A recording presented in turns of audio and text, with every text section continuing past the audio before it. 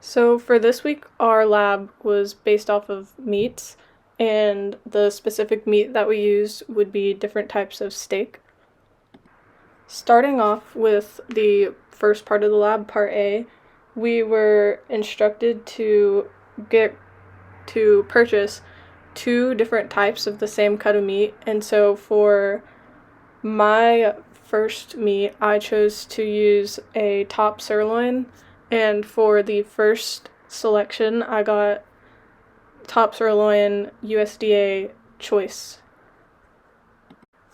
I forgot to take a picture of the meat before seasoning and cooking it, but what I did was I just seasoned both of these with salt and pepper. And for the choice grade, I found that there was a little bit more marbling throughout the meat than there was in the select.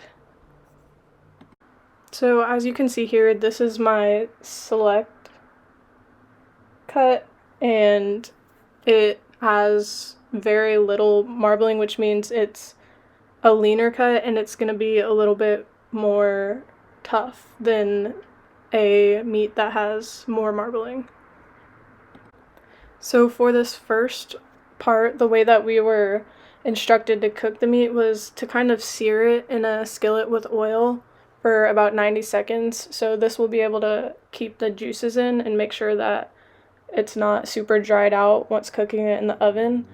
And what I found with these two was that the choice grade was a lot juicier, and it was also a thicker cut, so it didn't get as cooked, whereas the select grade ended up being very tough because I think I kind of overcooked it a little bit since I was doing them at the same time. I did find that the choice grade it had a little bit better of a flavor since there was more juices still in the steak, and it was easier to chew and cook to a better temperature.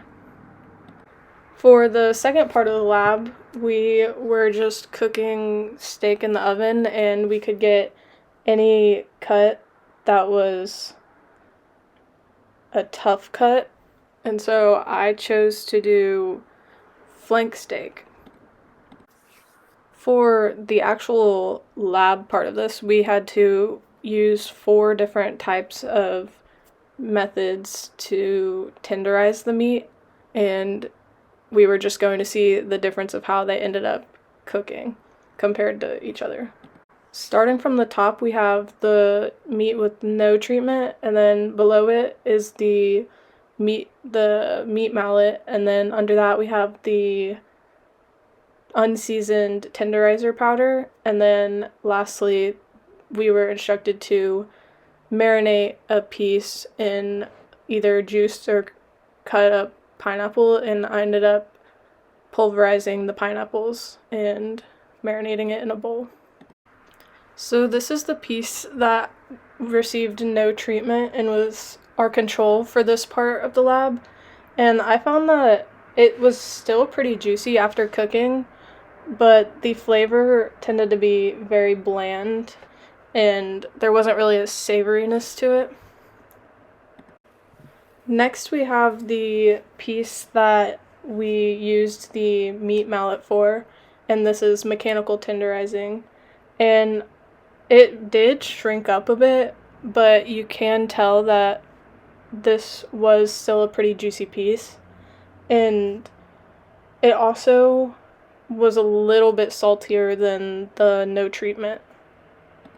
Mechanical tenderizing works in the way that it is physically breaking down the muscle cells and the connective tissue within the meat. So next we have the meat with the tenderizer powder, and tenderizer powder works in the way that it has enzymes that are able to break down the cell proteins and connective tissue itself. I personally found this piece to be my favorite because it was still pretty juicy, and it also had a much better and more savory flavor than the rest of the pieces that I tried. Lastly, we had the piece that was marinated in pineapple juice. And this works because the acids from the pineapple are able to break down the outside of the meat. I think that this was my least favorite piece because you could still taste the leftover from the pineapple marinade, and so it had definitely a sweeter flavor than the rest of the pieces. Overall, this lab showed us and reinforced to us that the cut of the meat and the way that it is prepared is very important in getting the right outcome. Different cuts have different tendernesses and different flavors, and I could clearly tell throughout this lab.